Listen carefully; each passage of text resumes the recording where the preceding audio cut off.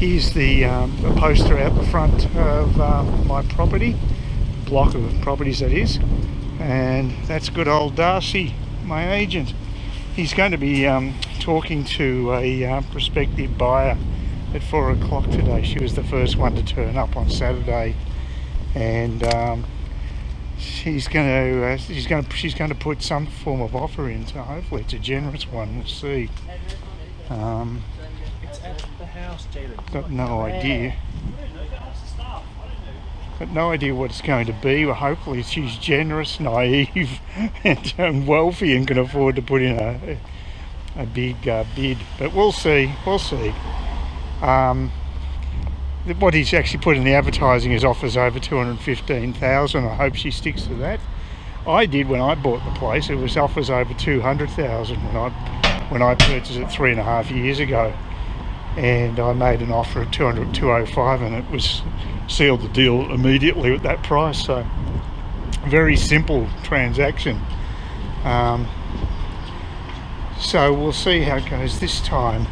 Apparently, there's a bit of life in the market. One of my subscribers said that she was inquiring about a house that had 27 people go through. I presume it's locally in Cairns. I think she's a local person, so but I can't guarantee that. So I mean, it's quite possible that it's down near, if it's near Sydney or Melbourne.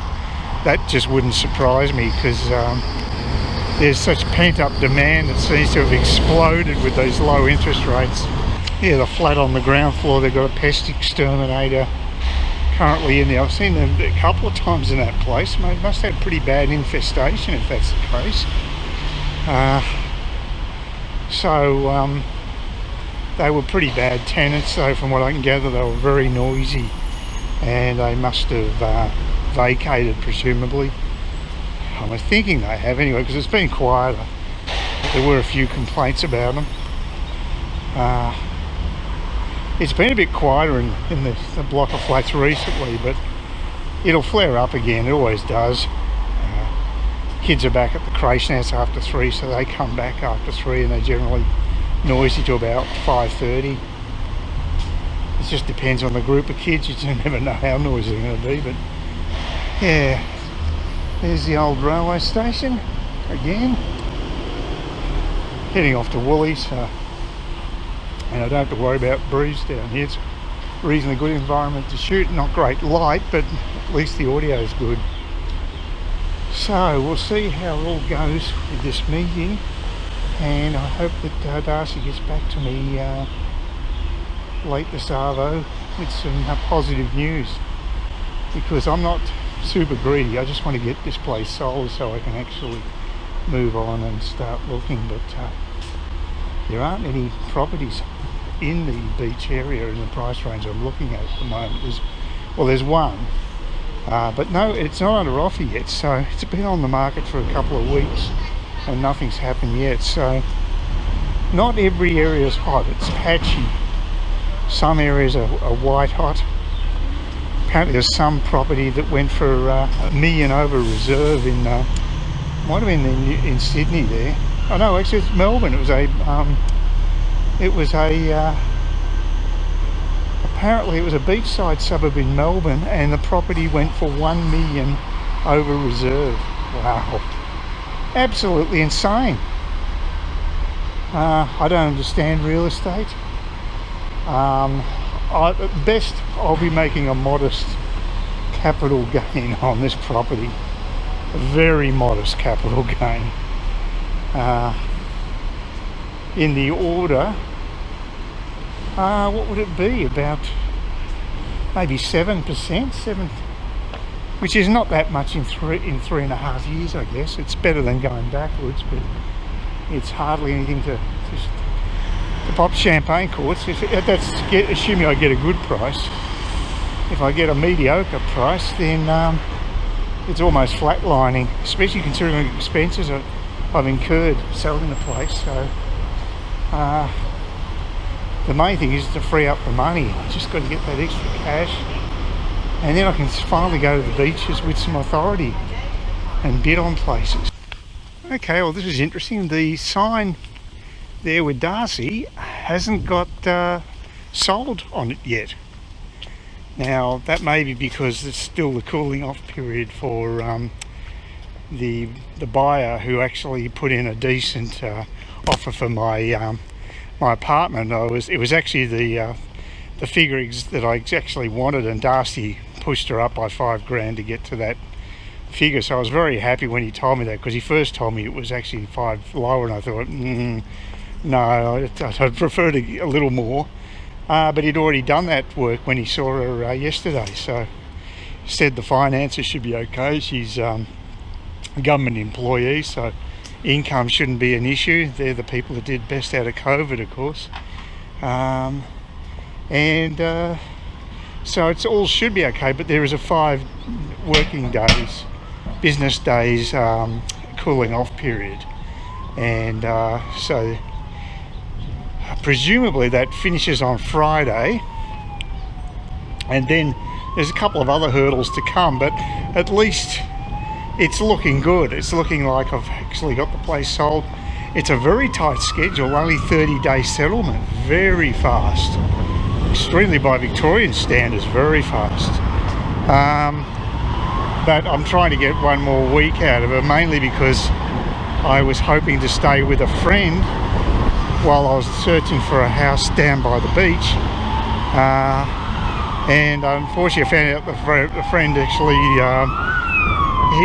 her mum is coming up with her, which is great for her, but unfortunately the part of the house that she's got, like a self-contained apartment, that's actually for her mum, which is fair enough. And so the mum's going to be there for 3 weeks, so I'm going to try to extend my settlement so that I'm not, if and when I move in there, it'll only be for less than a week before the mum leaves, and then I'll presumably be able to go downstairs, but I'm only guessing on that. It's Lynn's place, so I've got no idea what she's got in store there, but I assume that's what she's thinking of. But yeah, she reiterated yesterday when I told her I got sold the place, that yeah, I was welcome to stay there, so that's all good. Right, just finished printing off some forms that I got from the conveyancer. They sent a whole bunch of PDFs through to me, and I've got to do a questionnaire, for a seller's questionnaire, and a couple of authorisations I've got to sign. And the good news is at least they're nearby. They're down in Spence Street, so just near Lake Street. So that is one of the conveyancers that are living here. So I will miss that, but that's about it. It's certainly outweighed by the noise aspect. It'll be great to escape the crash. Really good. So yeah, it was actually very good to hear that the price I'd really been looking for, not the dream price, because I mean that could, I might have got an extra 10 grand if I was lucked onto a seller later. But then again, Darcy's of the opinion that the first offer is probably the best you're going to get. That's his experience, and I guess he knows what he's talking about. He's been in the game enough, and I just think a bird in the hand is definitely worthwhile having, because you just don't know what's going to happen. You don't know. The market could turn. There's just anything could happen. The economy could falter. That'd be great now, because if now I've locked in a sale, I would like the real estate agent to tank. Then I could actually get the house at a huge discount. But I doubt whether that's going to happen. It'd be nice, but I'm just happy that I made a very modest capital gain on the property. But nothing spectacular, because I spent a fair bit of money on getting it up to scratch. I'm sure it was worth spending. I'm convinced that the time and effort was worth it for 2 reasons. It's given me a better price. Secondly, I've had a very quick sale, and both of those outcomes are highly desirable in my eyes. So very happy that the first inspection bore through, and I won't have to do another one, assuming everything goes smoothly. There are hurdles to overcome, mind you. There's the building and pest inspection. There's the finance one with the banks. That's got to be finalised. So there's a couple of hurdles still, but Darcy's feeling quite confident there won't be any problems, there won't be any hitches with the sale going through. So I can start thinking about properties up near the beaches now with some confidence. I don't think I'm actually in a position to put an offer in, because as Darcy's always said to me, you've got to wait those 21 days for the banks, for that particular deadline to be passed. I've got all the deadlines from the conveyancing place. They're good communicators.